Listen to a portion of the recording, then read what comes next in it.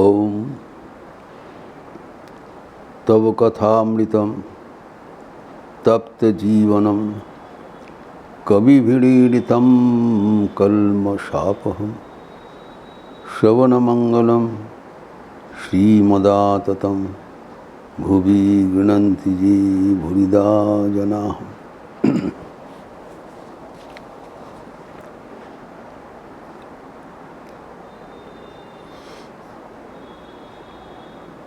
ज्ञान लाभ हेतु जो विभिन्न प्रकार का साधन निर्देशित हुआ है उसका विश्लेषण करते हुए हम लोग देखे हैं कि एकांतवास न केवल ज़रूरी है, एकांतवास के लिए हमें एक रुचि पैदा होनी चाहिए एवं उसके साथ साथ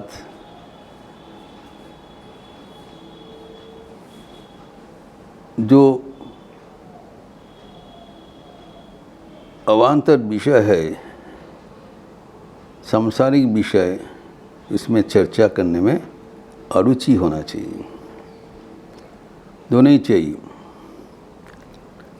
इसलिए बताया विविक्तो देश सवित्तम अरतीर जन संसदी। हमें we have to be very careful about the selection of our company. कहा जाता है man is known by his company. हमें ऐसी संग होना चाहिए जो हमें भगवान की ओर ले जाएंगे,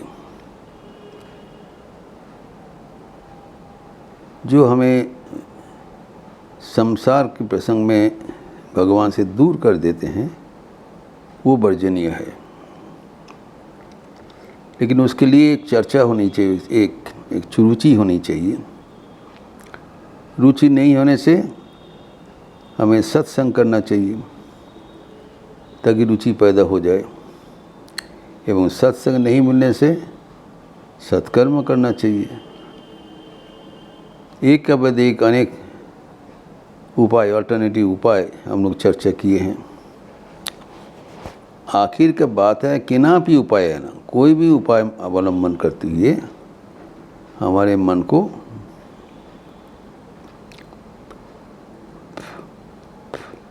खाली रखने का अवसर प्रदान किया जाए। इसके लिए शारीरिक रूप से कर्म छोड़ के कहीं पर जाने का ज़रूरत नहीं है। हम जहाँ पर ही है वहाँ पर हमारे मन को सर्वदा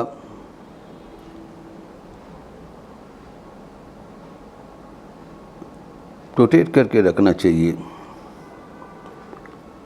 ताकि उसमें केवल ईश्वर प्रसंग ही चर्चा होते रहे।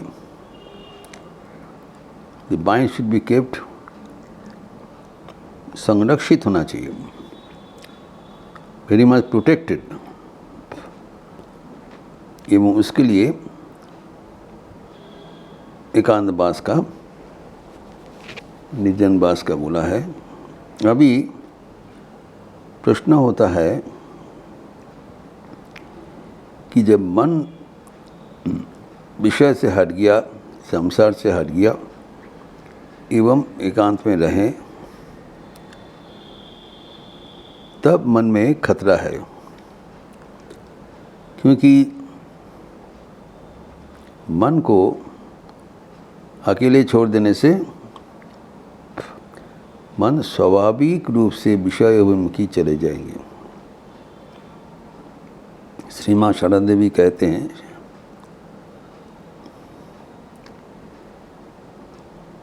पानी जैसे सदा निम्नमुखी है,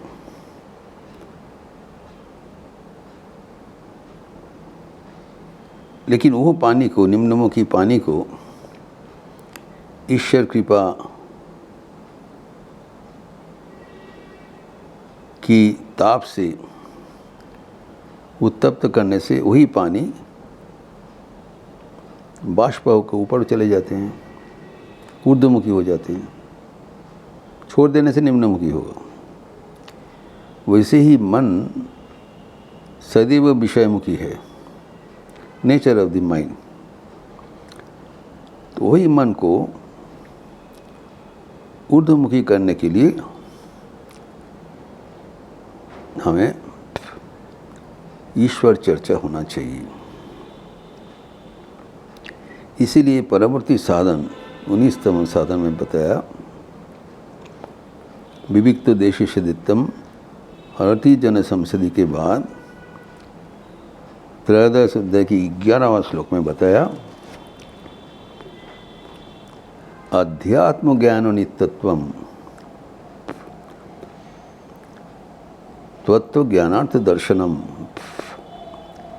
इतत् ज्ञानम इति प्रोक्तम अज्ञानम यदतोन्यथा। इसके साथ साथ और 2 साधन जरूरी है। एक है अध्यात्म ज्ञान नित्यत्वम एवं तत्वज्ञान दर्शन। अध्यात्म ज्ञान नित्यत्व मतलब सदैव जो शास्त्रार्थ ज्ञान है उसको मनन करना।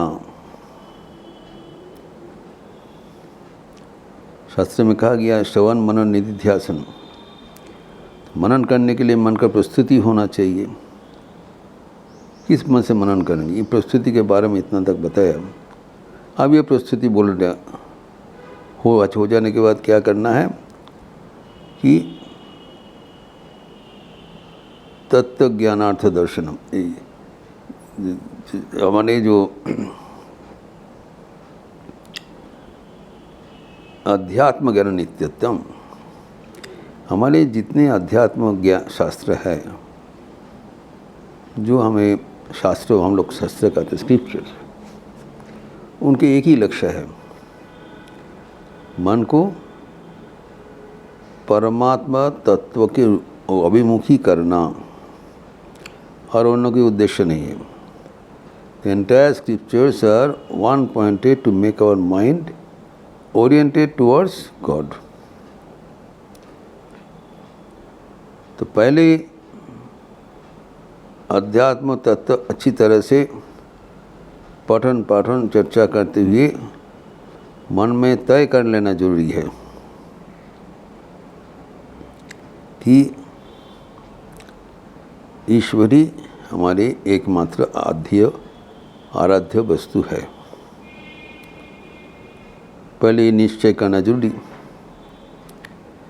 कि उसके लिए हमें विश्लेषण करना चाहिए, निरंतर विचार करना चाहिए कि परमात्मा पहले भी थे, अभी भी है, आगे भी रहेंगे। वो चिरंतन है, अविनाशी है, उसका कोई आगे पीछे नहीं होगा, कांस्टेंट। यद्यपि संसार वो पहले नहीं था, आगे भी नहीं रहेगा, और वर्तमान में भी रहते हुए भी प्रतिक्षण परिवर्तनशील। इसीलिए संसार कहा गया है सम्यक सरति इति संसार। प्रतिक्षण ये बदलते रहते हैं, सब कुछ चलत चित्र चलत वित्तम चलत जीवन जीवनम चलाचलमिदम सर्वम। सब कुछ चलमान है, चित्त चलमान है, वित्त चलमान है, हमारा जीवन है, जुबन, सब कुछ चलमान है, परिवर्तनशील है। इसमें से एकमात्र परमात्मा कांस्टेंट है, अपरिवर्तनीय है। सारे शास्त्र यही ज्ञान हमें उपलब्धि कराते हैं। जब यही ज्ञान हमारे पक्का होगा तब हमें क्या चाहिए, सर्वदा प्रयास होना चाहिए ताकि हम जो बराबर रहने वाले उसको पकड़ते रहें और वो संसार जो छोड़ने वाले उससे हमारा दूरी होते रहें। यद्यपि स्वाभाविक जो खिंचाव है, सबके मन में स्वाभाविक खिंचाव है संसार की ओर, जिसे पानी का खिंचाव है नीचे तरफ टुवर्ड्स ग्रेविटी, लेकिन जो नीचे वाले जाने वाली पानी को भी ईश्वर का कृपा उसको बाष्प बना के स्टीम बना देते ऊपर चले जाता है। तो इसे ही जो हमारे तत्व ज्ञान है, ईश्वर तत्व का जो ज्ञान है, जो अनुभूति है, जो विचार है, वो संसार अभिमुखी मन को ईश्वर अभिमुखी बना देता है। तो अभी मन में यथेष्ट अवसर है। हम जब मन को पक्का कर लिया, जो संसार अभिमुखी परिवेश से हटा के एक अनुकूल परिवेश सृष्टि कर दिया, लेकिन उस समय में सबसे महत्वपूर्ण जो अवसर है वे वेरी केयरफुल, ताकि मन पुनः फिसल के वो विषय में चले ना जाए, क्योंकि now the mind is free. वो नीचे भी जा सकता है, ऊपर भी जा सकता है। ये जो एक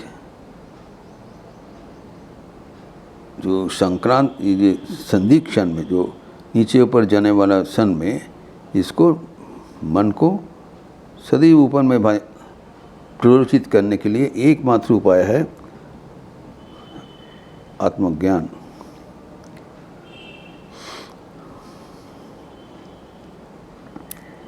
जो हमारे ज्ञान है, तत्व ज्ञान है, इसको चर्चा करना,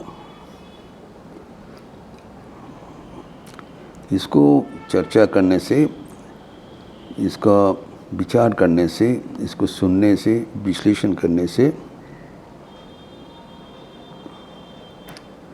मन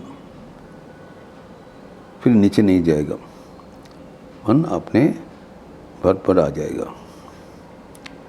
इसके लिए हमें बहुत सावधानता से हमारे मन को पर्यवेक्षण करना चाहिए एवं मन को सदैव ऊर्ध्वमुखी रखने के लिए शास्त्र ज्ञान को आश्रय लेना जरूरी। फिर भी मन को और भी आगे बढ़ाने के लिए जो परवर्ती साधन दिया है, इसका चर्चा हम अगले दिन करेंगे। ओम शांति शांति शांति। हरि ओम तत्सत। श्री रामकृष्णार्पणमस्तु। आज रविवार का अवसर है, सुबह से जप यज्ञ चल रहा है।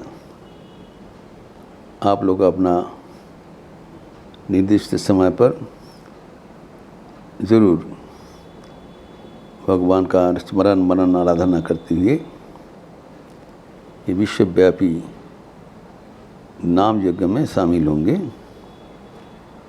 साथ साथ सुबह में गॉस्पेल ऑफ श्री रामकृष्ण का प्रवचन है मिला, एवं शाम को युवाओं के लिए व्यक्तित्व का विकास,